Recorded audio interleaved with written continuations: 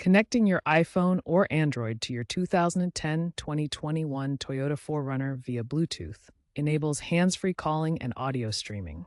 First, in your 4Runner, access the infotainment menu via the menu button.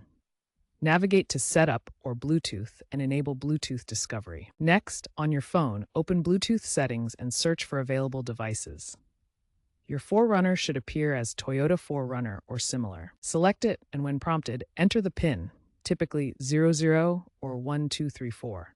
Confirm the pairing on both devices. For 2018-2021 models with Entune 3.0 and 8-inch touchscreen, check for the free 2023 OTA update that enables wireless Apple CarPlay and Android Auto.